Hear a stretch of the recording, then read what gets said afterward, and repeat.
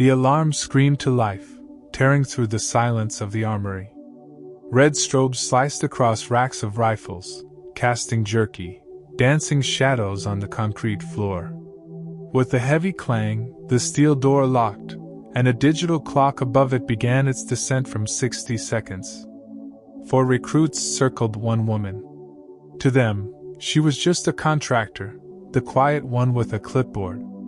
But her stance whispered a different truth, one of balance, control, and lethal potential.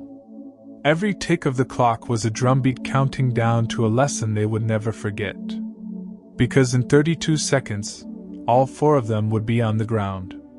4 recruits believed the armory was their hunting ground. They saw a woman with a clipboard and assumed she was prey.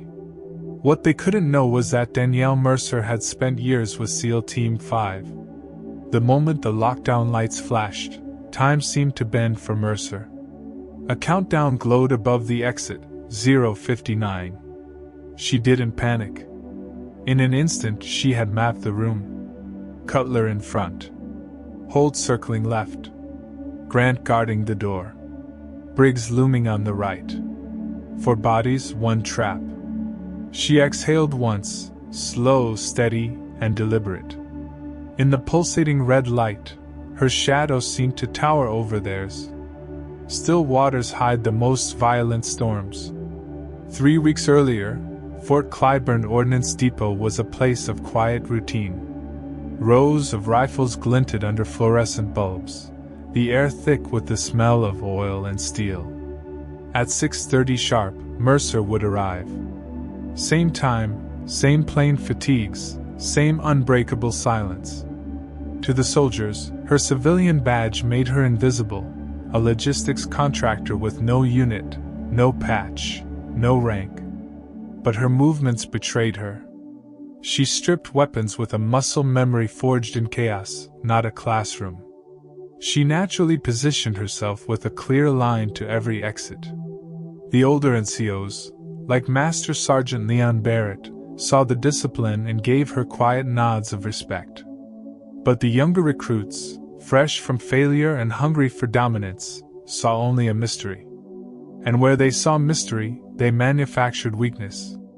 The 4 of them called themselves a pack: Ryan Cutler, son of a colonel, chin always high; Eli Grant, whose mouth ran as fast as his reckless grin; Noah Briggs, built like a wall with a temper to match; and Darren Holt, restless and desperate to prove himself.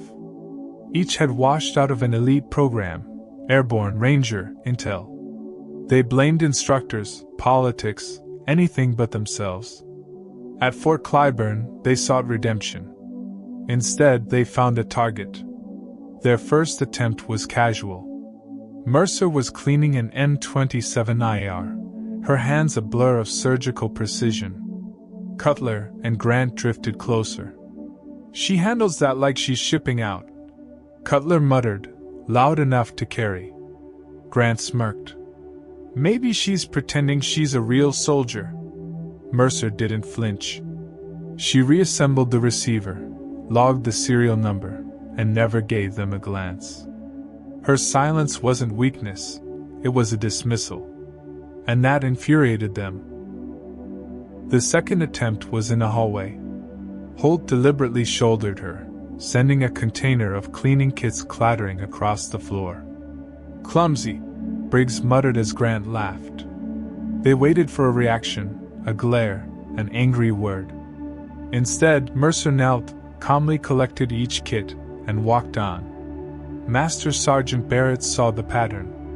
"You boys know the saying," he told them later in the motor pool, his arms crossed.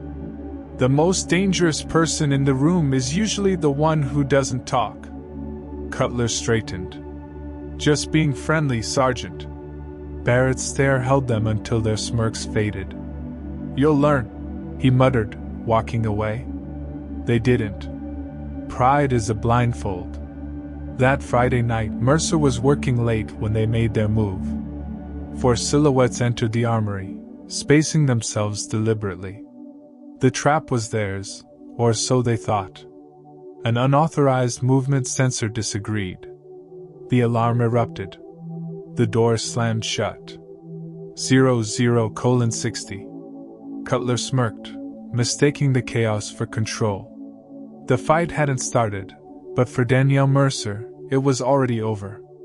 0:57, 0:56. 0:55. Holt lunged first, as she predicted. He grabbed for her wrist, expecting her to pull away. Instead, she pivoted into the grab, using his own momentum against him. A sharp twist, a sickening pop, and Holt was hurled into a weapons rack. Metal screamed. Grant charged from the door, his laugh cut short as Mercer dropped low and rose with a brutal elbow strike to his sternum. His breath vanished, his body folding like a cheap suit as he stumbled back into the steel frame he was supposed to be guarding. 0:45, 0:44. 0:43. Briggs roared, a mountain of muscle charging forward. He trusted size over skill, a fatal error. Mercer sidestepped, dropped her center of gravity, and swept his ankles. Momentum did the rest. Briggs crashed face first, the thud echoing louder than the siren. Cutler, the last one standing, lunged with desperate fury. Mercer didn't retreat. She exploded forward, driving her shoulder into his core, lifting, and slamming him onto the concrete tiles. The floor shook. The fight was over. The clock read 0:28. Four men, broken by precision and silence, were scattered across the floor. Mercer straightened her uniform, her breathing even. She calmly picked up her clipboard from a nearby bench. The recruits stared up at her, their arrogance replaced by a dawning, painful understanding. Suddenly, the wall radio crackled. A calm, authoritative voice cut through the noise. "Petty Officer Mercer, stand down." The words landed like a physical blow, harder than any strike she'd delivered.